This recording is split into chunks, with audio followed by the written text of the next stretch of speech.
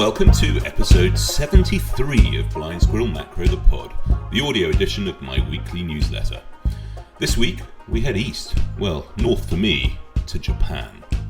The Squirrel is coming to you on the morning of Monday the 10th of February Melbourne time. Quick reminder to make sure that you get the show notes for charts and links, plenty in there as ever this week, and if you don't have them already, fix that right now by signing up for free at blindsquirrelmacro.com. First up, everything in this podcast is for educational and entertainment purposes only and is categorically not investment advice. Before making any investment decisions, for heaven's sakes, don't listen to a cartoon rodent. Talk to a financial advisor. Let's start with a yarn, taking you back to the City of London sometime during the early summer of 1995. A very junior squirrel scurries back to his desk with a fresh cup of coffee and Bloomer toast with Marmite, if you know you know, to find an orange telephone message slip sitting on the keyboard of his PC. It had been left there by one of the corporate finance team secretaries. "Rory needs you in his office by 10 a.m. Sounds urgent," he said, quote marks, "tell him to drop everything." A nervous gulp from the squirrel. Rory was Barings' head of syndicate, a patrician and occasionally scary former army officer, a veteran of the 1982 Falklands War and rumoured to have once dated Diana Spencer. Yes, that one. Up to that point, Rory and I had barely exchanged a word. Junior graduate trainees should be seen and not heard. And our team had only that morning sent him a very rushed draft of a pitch book for his review. Sounded like trouble. To make matters worse, it was 9:58 a.m. and his office was certainly more than 2 minutes away. No time for the lift. I raced down several flights of stairs, past the smokers to the trading floor, and sprinted across to his corner office. "Oh, just in time, Mitchell. You damn nearly missed out on an excellent lunch at the Dorchester and a brand new Mont Blanc pen." I was confused, but all soon became clear. You see, Rory had not even read that draft deck yet, and had simply asked my boss that morning for a body to go and represent the firm at a closing lunch and signing ceremony for a new capital markets transaction out of Japan. It had been by then over 5 years since the Nikkei had peaked out, but insane volatility in Japanese equities as the market bumped around its multi-year lows, trying to find a bottom.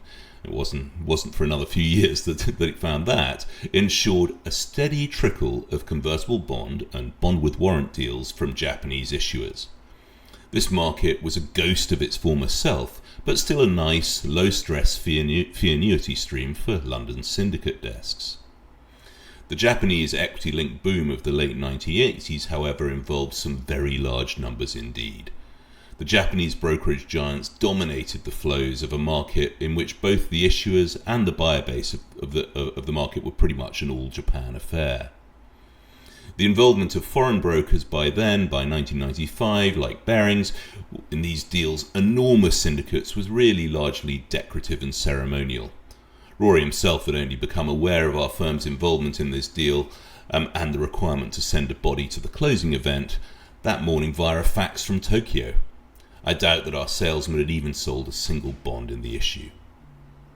An hour later, armed with a power of attorney, authorising me to sign the underwriting agreement for Barings' minuscule share of the syndication, definitely bottom right-hand corner, in font 4 of the tombstone ad in the Financial Times, your squirrel was in the back of a black taxicab en route for the West End.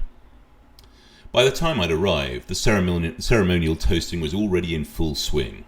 I chatted to the other junior bodies from the other non-Japanese brokers in the syndicate as we ploughed through a fine 3-course lunch against the backdrop of lengthy speeches in Japanese and yet more toasts. After lunch, we were ushered forward by a small army of corporate lawyers to sign 24 copies, yes, the syndicate was that big, of the definitive agreements with our brand new Mont Blanc Meisterstück pens. After a bit more bowing and nodding, I returned to the office and settled in for a long night of fixing that pitch book, by now heavily marked up by Rory. The world of Japanese banks and brokers has always been an enigma, even for those of my many non-Japanese friends that have spent time working at them over their careers. To be honest, even dealing with the Tokyo arms of the US and European banks that the Squirrel worked at required getting used to a very different way of doing business.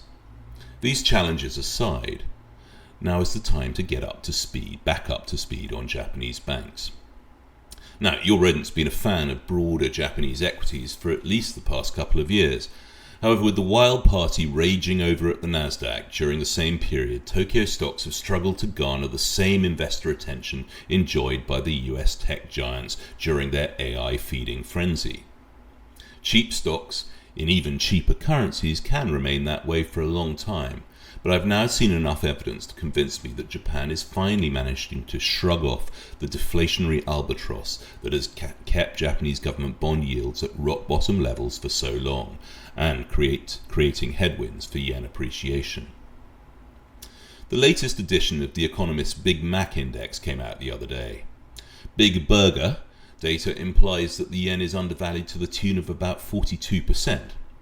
While the burger data is not always 100% reliable, for example, it thinks the Indian rupee is cheap too, and I certainly disagree with that, the tourists most certainly agree and have taken action quicker than tech-obsessed global equity investors.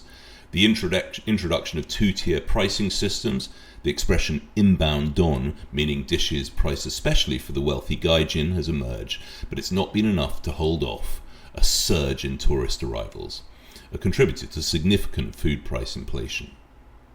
One of Japan's most popular YouTubers, Kazuki Nakata, left his job in order to video blog on the topic of, wait for it, growing vegetables at home in Coke cans to help his many thousand fans manage the impact of fresh food costs, which have been growing by 17%, the highest pace in 8 years. Rising food prices pretty soon need to have a knock-on impact on wages.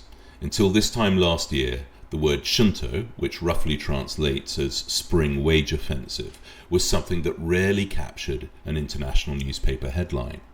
But for 2 years now, in a row, the labour unions' wage demands have been waved through with limited resistance from the major employers.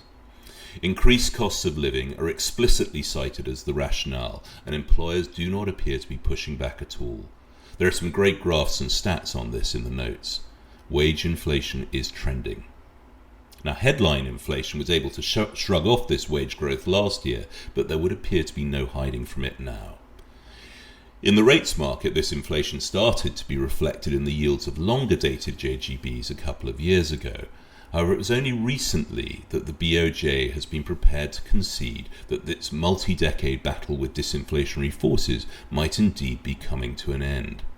BOJ outriders like Hideo Hayakawa are starting to out-hawk the sell-side economists, calling for a terminal policy rate for this cycle of a consensus-busting 1.5%.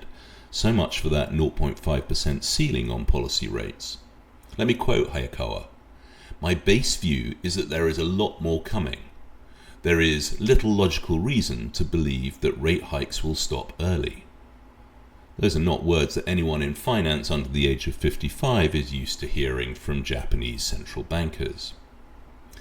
Nobel Prize-winning economist Simon Kuznets famously said that there are 4 kinds of countries in the world: developed countries, underdeveloped countries, Japan and Argentina. Just as the chainsaw-wielding Javier Milei in Buenos Aires appears to be transforming Argentina's economy, is Japan about to ditch its macroeconomic exception moniker and move towards having a more normal economy?